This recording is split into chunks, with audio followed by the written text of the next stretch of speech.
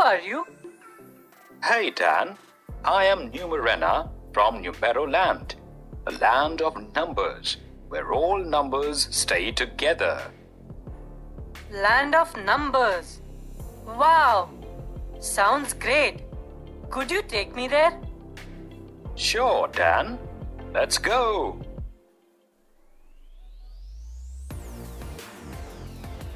Wow!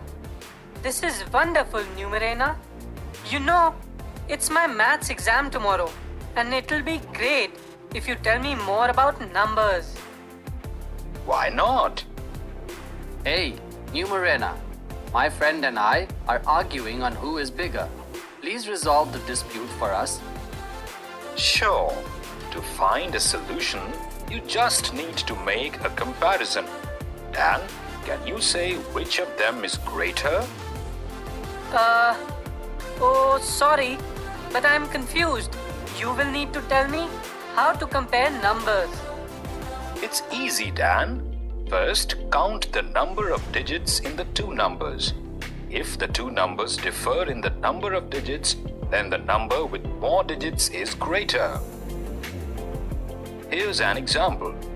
5,641 has 4 digits and hence it is greater than 321 that has 3 digits.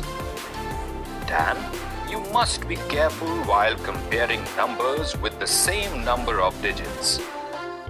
To compare two numbers with the same number of digits, follow these rules. Now, using these rules, let's solve some problems. Now, can you tell which of these numbers is greater? Let me start with the first rule. When I compare the digits on the extreme left in the two numbers, I can see that 6 is greater than 5. Therefore, 678 is greater than 567. Good. Here are two more numbers. Which of these is smaller? I can see that both the numbers have the same digits on the extreme left. Moving to the next digit, I can see that 5 is less than 7. Therefore, 456 is smaller than 478. Absolutely. You've got it. Now, you can say that 469 is greater than 462. Dan, here are a set of numbers. You have to identify the greatest and the smallest numbers in each case. In the first case, 5,678 is the greatest because it has the maximum number of digits, and 45 is the smallest number of the three numbers because it has the least number of digits. In the second case, all numbers have the same digit at the hundreds place. Therefore, let's compare the digits at the tens place.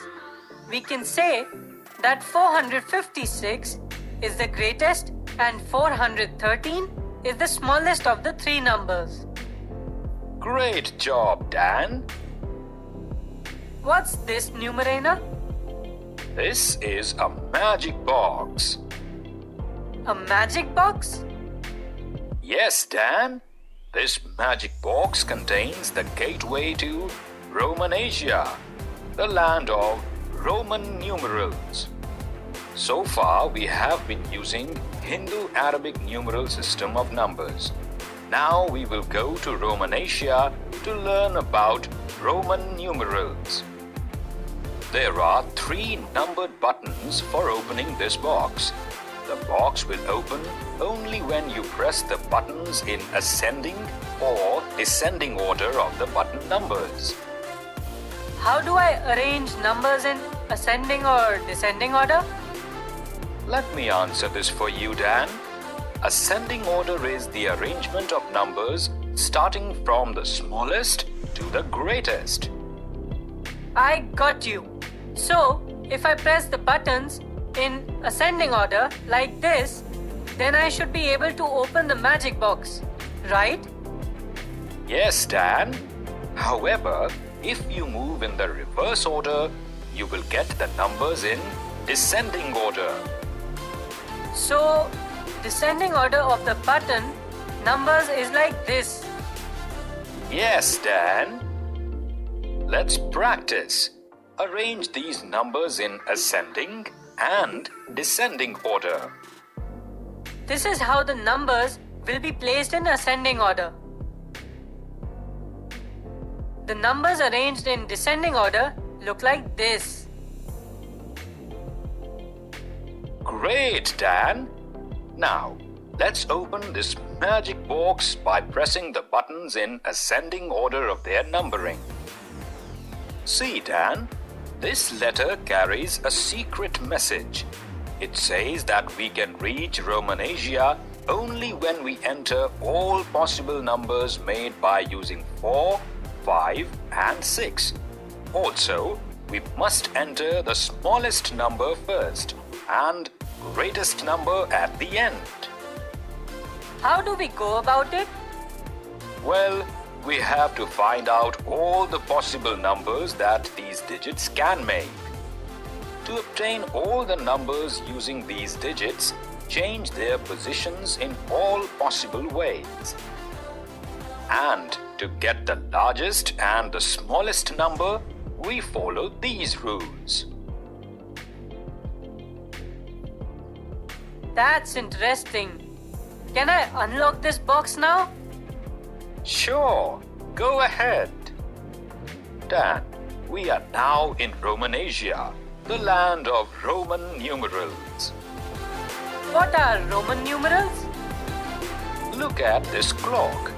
Here, numbers from 1 to 12 is written using Roman numeral system. In the Roman numeral system, numbers are represented by combining some specific letters of English alphabets. Here are the letters used in the Roman numeral system. All numbers other than these are formed by using these letters in different combinations. How do we do that? The Roman system has a few rules that we can follow to form all the other numbers. Let's discuss this using a few examples. Look at the numbers in the clock once again. To write 2, I is repeated twice. To write 3, I is repeated thrice. That means as many times a letter is repeated, its value gets added. But we cannot repeat a letter more than 3 times. That's why 4 is not I repeated 4 times. So, 4 is written like this.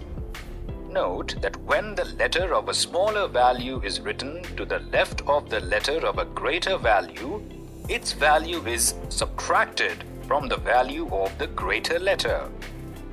That's interesting. Similarly, to write 6, we follow this rule. You have seen how the Roman numeral system uses letters to denote numbers. Let's apply some more rules to write other numbers in the Roman numeral system. I applied these rules to write the numbers 20, 30, 40, 50, 60, 70, 80 and 90. Here are some more examples. As 99 is 100 minus 1, therefore, can we write 99 like this? No, that's incorrect. One of the rules says that letter I can be placed to the left of only the letters V and X. So, this is the correct representation of 99.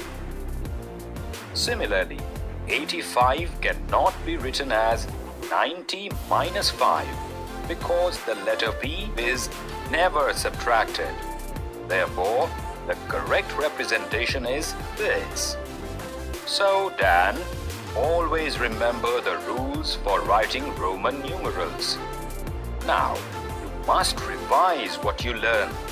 All the best for your exam. Let's summarize.